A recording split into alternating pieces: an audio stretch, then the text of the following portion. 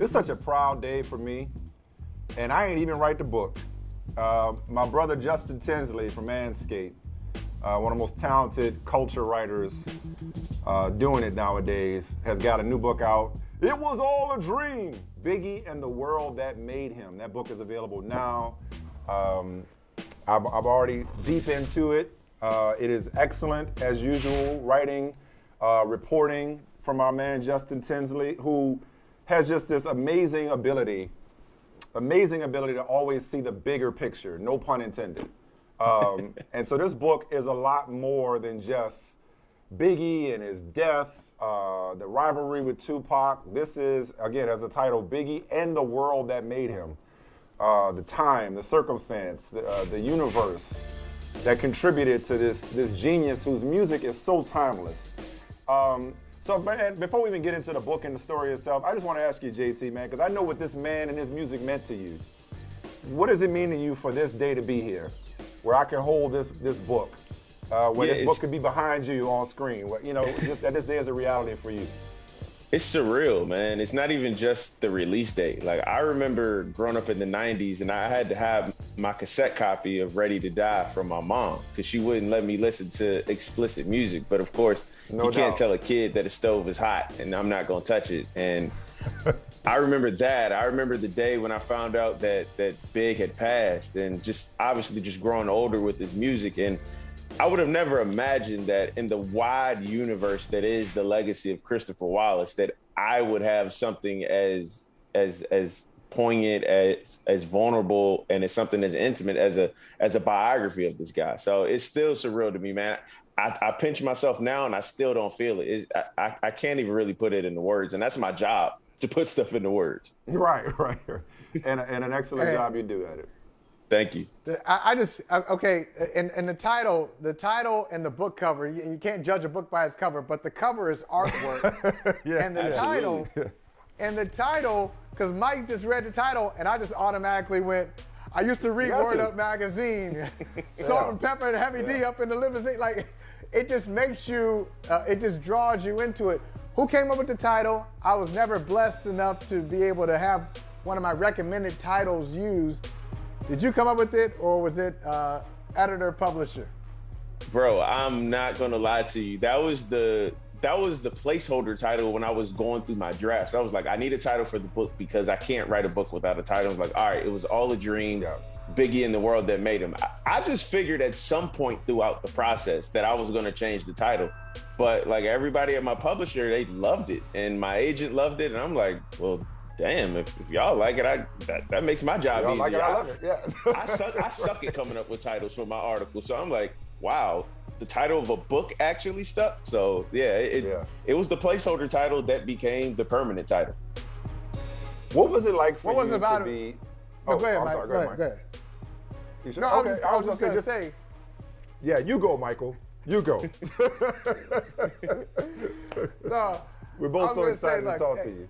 There's something about it. I don't know if joy is the right word, but when you hear Biggie rap, you could tell this is somebody who really enjoyed what he was doing, made it look easy, and anything that looks easy, it's not always easy. He made it look that way. Yeah. What would you say? Just how would you describe his approach to the craft, his mastery of words, of imagery, of just putting these concepts together? What would you say to people really not really familiar with Biggie and how he pulled it off? For sure.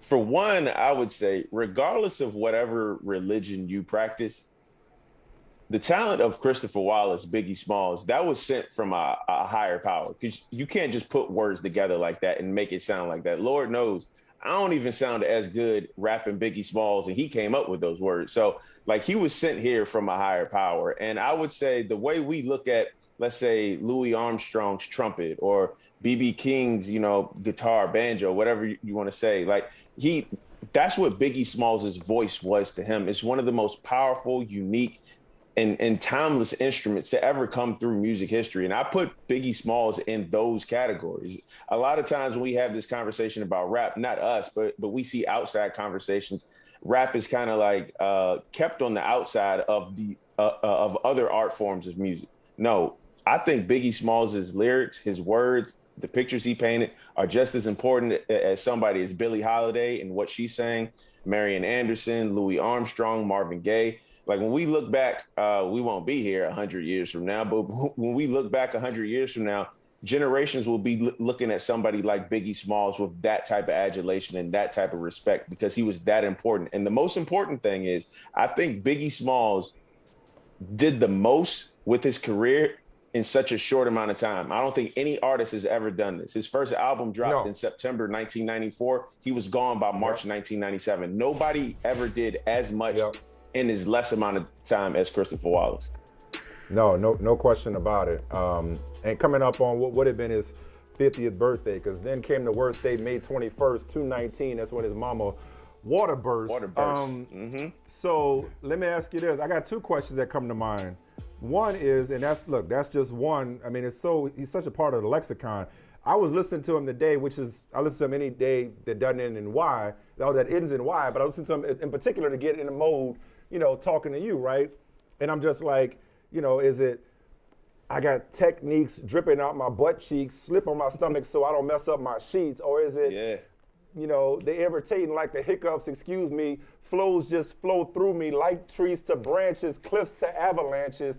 I'm like, I don't know that I could pinpoint a particular Biggie song, verse, or bar, but I'll ask you this. I'm not gonna put you on the spot and ask you this, Justin. Okay. I'll say, is there a particular Biggie track, bar, verse that hits differently now that you produced this? Well, I'm gonna give you a video and then I'm gonna actually give you a verse. I think the One More Chance video is the greatest hip hop video of all time. It's my personal favorite, put it that way. And one of these days, I'm gonna rent a Brooklyn Brownstone and remake it. I'm gonna tell all my friends to meet me in Brooklyn. Call your roll in the video now. We're gonna recreate that video at a Brooklyn Brownstone. But to answer your second question, Mike, just over the course of writing this book, this has always been arguably my favorite Biggie verse. But I remember submitting my first draft for this back in April of 2021, and I went back and listened to this song, and this verse just hit. It always hit deeply, but now it just hit on a deeper level at this point. It's the third verse from Sky's the Limit, which is arguably my favorite Biggie song ever. And I take that back. That's not even a Biggie song. I think Sky's the Limit is more so Christopher Wallace rapping about what he wanted the rest of his life to look like. He was about to turn 25. So let's just say I don't want to say a quarter life crisis, but it was coming up on one of those ages where you really start to look at yourself as who am I as an artist? Who am I as a father? Who am I as a son, as a friend, as a businessman, whatever the case may be. And when you hear that brother say, to protect my position, my corner, my lair, while we out here say the hustler's prayer. If the game shakes me or breaks me, I hope it makes me a better man. And when he talked about, putting money in his mom's hand, sending his daughter off to school, like I think that's what Christopher Wallace was evolving into the man that he wanted to become, and into the man, and unfortunately he wasn't allowed to grow into.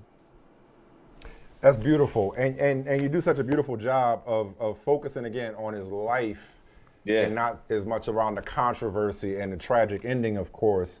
So, and even in the introduction, you start off by being usual vulnerable self and talking about what a daunting task this was, what a huge responsibility this was. I wonder how you powered through that to tell a story that so many people believe they already knew, but tell it differently. Tell a story of somebody who's still so important to us, for sure. Important to the culture, and also along those lines, just how it's been received. How your process, but also your product was received by those who knew him best and those who loved him. Yeah, so, when I first, after the gloss of like signing the contract and then you get the check, and it's like, wow, that's the biggest check I've ever gotten at one time.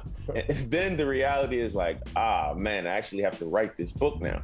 So I knew going into it, and as I say in the introduction to the book, it's like, okay, what do I tell people about Biggie Smalls, Christopher Wallace, that they don't already know? Because at this point, he's like a folk hero. Like, he's been covered so much in other books. In particular, Chael Hadari Coker's brilliant original Biggie biography, Unbelievable, that came out in 2003. And of course, the subsequent movies and documentaries and so forth. I knew that I would be writing for people who lived with Big and his music in real time. And I wanted this to be an honest, respectful, and vulnerable look at who this guy was, you know, the imperfections, the perfections, the highs, the lows, the peaks, the valleys.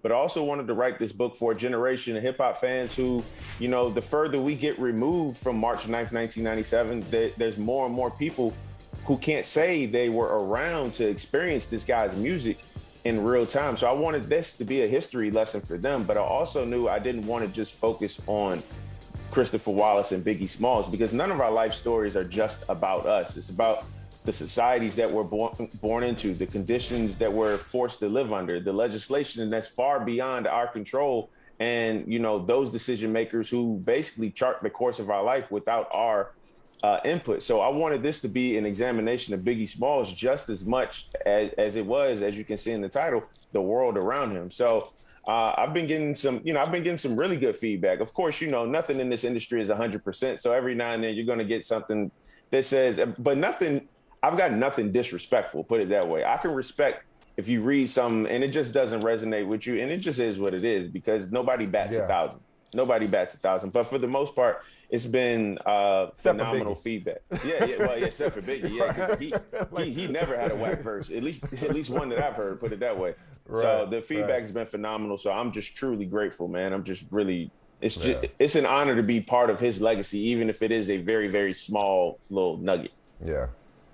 I do want to ask you about his legacy, because it's all cyclical, whether it's music or fashion or anything. There's somebody leads to somebody else, and you get echoes of one person.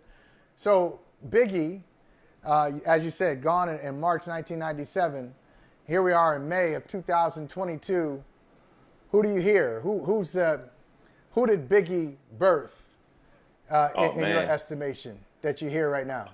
Oh man, you listen to somebody like Pusha T, who he was very, very open in his admiration for Big, storytelling for Big. So I would say Pusha T is absolutely one of them. Obviously, he didn't birth this guy because they were peers and they were actually working on a collaboration album together at the same time. But you can hear Biggie all throughout Jay-Z's music throughout the course of his career. And literally and figuratively. Literally and figuratively. And, you know, he does it as a sign of respect. So I got that. You know, a lot of people really don't think about this guy in terms of comparing him to Big, because obviously they're two completely different artists. But in terms of like the vividness in this guy's lyrics and his wordplay and his storytelling, I could see somebody like a Kendrick Lamar in there. You know, like it's there. But I see, Mike, you had your not hand up, but I see you were thinking about somebody. Who were you thinking? No, listen, I don't disagree with Kendrick, who obviously, you know, has been blowing up the last few days with his new video. Man. No. Listen, you can pick a lot of people, because I don't think you can be an MC that's our age or younger and not be influenced by Big, whether you know it or not. You were influenced by Big, right? Absolutely. I was gonna say Benny the Butcher. When you said vividness and stories, I was gonna say Benny, but again, and I think we all would agree, nobody's saying that they are big or they're on that level, but the influence is just palpable. Speaking of, go ahead. I'm sorry. No. Go ahead. No, I was gonna pivot, because I was gonna say, speaking of influence, and I was torn whether or not to change the subject, because, you know, we could talk about Big all day, and this book deserves the entirety of our time, but you just dropped some knowledge, you just dropped some fire about another cultural icon who thankfully is still with us to get his flowers. And, you know, and that, we just had 20 years since the infamous practice rant from Allen Iverson. And with the benefit of hindsight, you know, we can now look back and see how wrong the media and society was in not understanding that there was a human on the other side of that microphone. So I'll give the floor to you, but I just wonder, like, what's it like for you to be able to see who Allen Iverson is? And maybe I'll just off the top of my head, when you look at Big's influence posthumously, versus Iverson and the controversial figure that he was, but now the beloved figure that he is? Are there parallels between who Iverson is now, looking back, and the pathway that he forged, and the doors that he opened, and the bullets he took, and the burdens he bore for today's generation, and what Big could have been had he been alive nowadays? Does that make sense? It makes perfect sense. Okay. And it honestly ties into the book, because while I didn't get a chance to speak to AI for the Biggie book, there is a scene in the book towards the end that features Allen Iverson and Biggie. Biggie actually pulled up to a Clippers game in February of 1997 to see one of his friends, the late Malik Sealy, play, who was playing for the Clippers at the time.